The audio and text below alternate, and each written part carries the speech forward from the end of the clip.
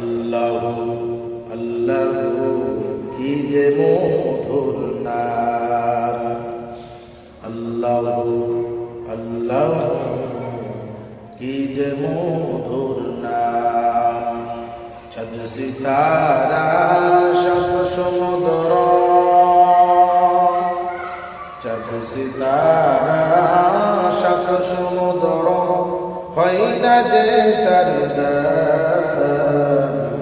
আল্লাহ আল্লাহ কি যে মধুর নাম, আল্লাহ আল্লাহ কি যে মধুর নাম। दुनिया में जो कुछ है, दुनिया में जो कुछ है, सबसे बेहतर उसकी नाम। अल्लाह अल्लाह की जे मधुर नाम, अल्लाह अल्लाह की जे मधुर नाम। अल्लाह अल्लाह की जे मधुर नाम, अल्लाह अल्लाह की जे मधुर नाम। चाँद सितारा सब সমুদ্র, চাঁদ সিতারা সব সমুদ্র হয় না যে তার দাম। আল্লাহ আল্লাহ কি যে মধুর নাম, আল্লাহ আল্লাহ কি যে মধুর নাম। दुनिया में जो कुछ है, दुनिया में जो कुछ है, सबसे बेहतर उसकी नाम। अल्लाह अल्लाह की जे मधुर नाम, अल्लाह अल्लाह की जे मधुर नाम। ला تنالوا البر حتى تنفقوا مما تحبون। আল্লাহ সুবহানাহু ওয়া তাআলা যখন এই আয়াত নাযিল করেন, এই আয়াতকে নিয়ে এত সুন্দর একটা হাদিস আল্লাহ রাসূল সাল্লাল্লাহু আলাইহি ওয়াসাল্লামের সাথে ঘটেছে। হযরত আনাস রাদিয়াল্লাহু তাআলা আনহু বর্ণিত, আল্লাহ রাসূল সাল্লাল্লাহু আলাইহি ওয়াসাল্লামের কাছে একজন সাহাবী যার নাম হলো আবু তালহা আনসারী রাদিয়াল্লাহু তাআলা আনহু রাসূল কারীম সাল্লাল্লাহু আলাইহি ওয়াসাল্লামের খেদমতে হাজির হলেন। এই আবু তালহা আনসারী রাদিয়াল্লাহু তাআলা আনহু মদিনায় মুনাওয়ারার কাছে নিকটবর্তী একটা এলাকার মধ্যে বসবাস করত।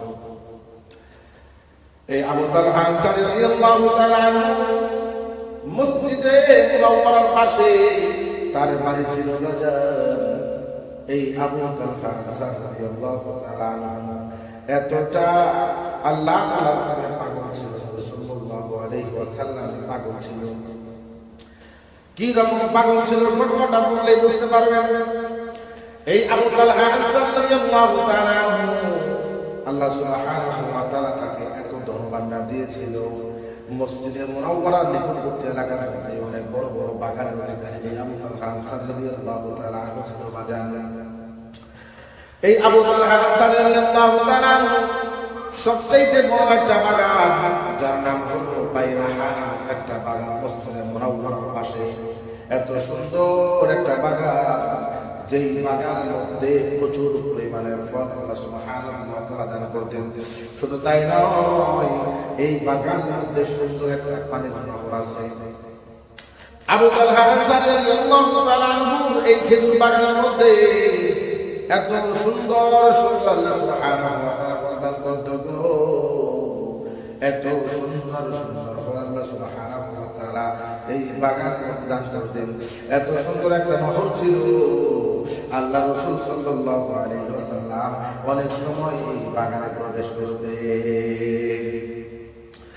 নবী সাল্লাল্লাহু আলাইহি ওয়াসাল্লাম এই বাগানের মধ্যে প্রবেশ করে এই পানিতে নহর আছে, এই পানির নহর থেকে রাসূল সাল্লাল্লাহু আলাইহি ওয়াসাল্লাম এই মিষ্টি পানি পান করতেন। এই জন্য আবু হাসান রাদিয়াল্লাহু তাআলা আনহু রাসূল সাল্লাল্লাহু আলাইহি ওয়াসাল্লামের খেদমতে হাজির হয়ে বলতেছে, ইয়া রাসূলুল্লাহ, ইয়া হাবিবাল্লাহ। একদিন সাহাবী পাগল সাহাবী হযরত আবু তালহা রাদিয়াল্লাহু তাআলা আনহু রাসূল সাল্লাল্লাহু আলাইহি ওয়াসাল্লামের খেদমতে হাজির হইল। বলতেছে, ইয়া রাসূলুল্লাহ, ইয়া হাবিবাল্লাহ, আপনাকে এত সুন্দর সুদর্শন একটা বাগান আল্লাহ সুবহানাহু ওয়া তাআলা রাস্তায় হাদিয়া দেওয়ার জন্য আসছি। কারণ আল্লাহ সুবহানাহু ওয়া তাআলা বলেন, লান তানালুল বিররা হাত্তা তুনফিকু মিম্মা তুহিব্বুন। আল্লাহ সুবহানাহু ওয়া তাআলা এই আয়াতের মধ্যে যেই কথাটা বলছেন, ততক্ষণ পর্যন্ত পরিপূর্ণ নেকি অর্জন করতে পারবো না, ততক্ষণ পর্যন্ত পরিপূর্ণ নেকি অর্জন করতে পারবো না, যতক্ষণ পর্যন্ত আমার মুহাব্বতের, আমার ভালোবাসা, আমার সবচাইতে প্রিয় বন্ধুটা আল্লাহ সুবহানাহু ওয়া তাআলার রাস্তায় ইস্তেমাল করতে না পারবো। ইয়া রাসূলুল্লাহ, ইয়া হাবিবাল্লাহ, মসজিদের মুনাওয়ারার পাশে বাইরে হারামে একটা বাগান আল্লাহ সুবহানাহু ওয়া তাআলা আমাকে দান করেছেন, আমার সবচাইতে প্রিয় এবং সবচাইতে মুহাব্বতের বাগান। আপনি এই বাগানের মধ্যে বারবার প্রবেশ করেন। এর মধ্যে দুইটি জিনিস আছে। এক নম্বর হইল প্রচুর পরিমাণে আল্লাহ সুবহানাহু ওয়া তাআলা ফল দান করেন, এবং এর মধ্যে এত সুন্দর আল্লাহ সুবহানাহু ওয়া তাআলা পানির নহর দান করেছে। এটা হলো সবচাইতে প্রিয় এবং মুহাব্বতের বাগান। এই আবু তালহা আনসারী রাদিয়াল্লাহু তাআলা আনহু বলেন, ইয়া রাসূলুল্লাহ, ইয়া হাবিবাল্লাহ, আমি আল্লাহ সুবহানাহু ওয়া তাআলার রাস্তায় আমার এই বাগানটাকে আমি দান করে দেই। ইয়া রাসূলুল্লাহ, ইয়া হাবিবাল্লাহ, আপনার সন্তুষ্টি চিত্তে এই বাগানটাকে আপনি গ্রহণ করুন। ইসলামের যেই জায়গায় যেখানে আপনার মুনাসিব মনে হয়, আপনার নিজের মনে করে এই বাগানটাকে আপনি সেখানে খরচ করবেন। সুবহানাল্লাহ। রাসূলুল্লাহ সাল্লাল্লাহু আলাইহি ওয়াসাল্লাম অনেক আনন্দ চিত্তে এই বাগানটাকে গ্রহণ করলেন। আর আবু তালহা রাদিয়াল্লাহু তাআলা আনহু বলে, হে আল্লাহর পাগল, আমার সবচাইতে পছন্দ মনে হয় তোমার এই বাগানটা।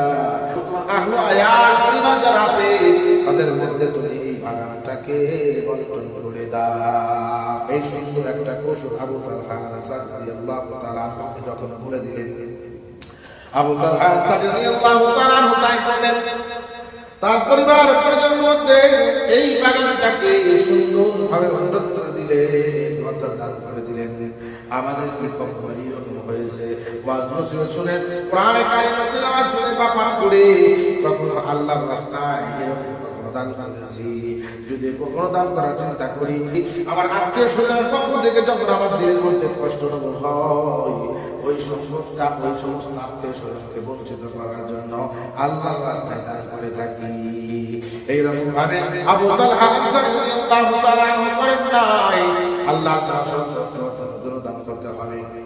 আবার কখনো এইরকম চিন্তা করে থাকি, আমার কোন সম্পদটা আমার জীবন দশায় সবচাইতে উপকার আসবে, যাই যেরকম ভাবে হোক না। কিন্তু ভাইরা আমার, আমাদের আমার মোহতারাম হাজিরিন, কিন্তু আমরা সবচাইতে বড় বোকা যদি সেটা আমাদের আত্মমর্যাদার গর্বের কারণে হয়ে থাকে। আমাদের ছেলে সন্তান, মেয়ে সন্তানের বিবাহের অনুষ্ঠানের জন্য হইলে অপরের কাছ থেকে সুদি লেনদেন দেওয়ার জন্য একটা সময় চিন্তা বিক্রি করি না। আল্লাহ সুবহানাহু ওয়া তাআলা রাস্তায় যে জিনিসটা দান করব, সেটা যেন কাউকে দেখানোর উদ্দেশ্য না হয়ে থাকে। অনেক সময় আমাদের এরকম হয়ে যায়, দান খয়রাত করি গর্বের কারণে, ছেলে সন্তানের বিবাহ, মেয়ে সন্তানের বিবাহ, ব্যাংক থেকে লোন, অপরের কাছ থেকে সুদি লেনদেন নেওয়ার জন্য, একটা মানের জন্য চিন্তা করে থাকে।